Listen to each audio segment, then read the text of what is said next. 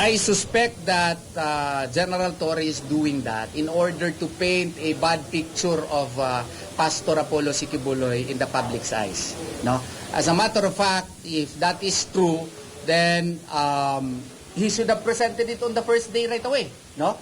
And if you note, mahirap na kasi i-explain na 11 days na nandito pa rin sila. Ang tingin ko dyan, ginagawa yan para lang masira si Pastor Apollo Sikibuloy at meron pa silang rason na mananatili ditong gawain na boarding house itong aming eskwelahan at saka ang KOJC.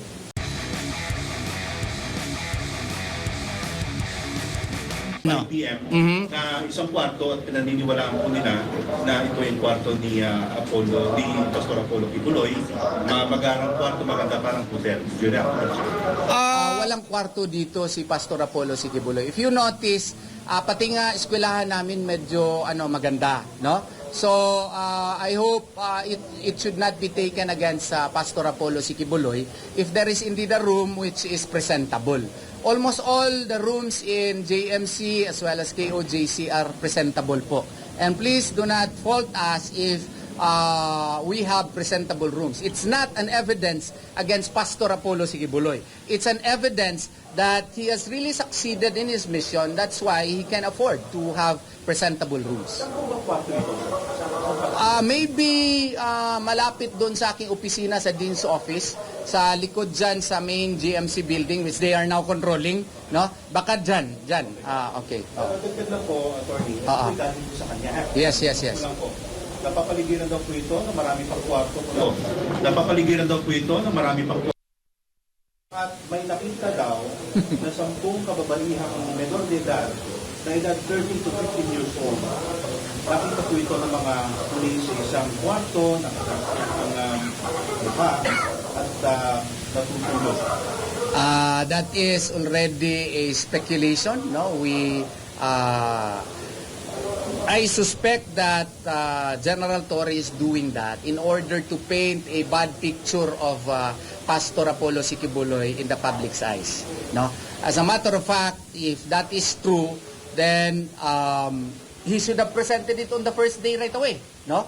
And if you note, mahirap na kasi i-explain na 11 days na nandito pa rin sila. Ang tingin ko dyan, ginagawa yan para lang masira si Pastor Apollo Sikibuloy at meron pa silang rason na mananatili ditong gawain na boarding house itong aming eskwelahan at saka ang KOJC facilities. Tama po ba, Pastor? Kasi ang narinig po sa kanya, ang kwarto daw po ito ay doon sa may Bible School. May Bible School po ba sir? Merong Bible po di ACQ Ministries, pero hindi po ako pastor, abogado po ako, no? Honestly speaking, halos lahat ng mga rooms po dito magaganda tingnan, no? Kasi that goes into the character of Pastor Apollo Sikibuloy.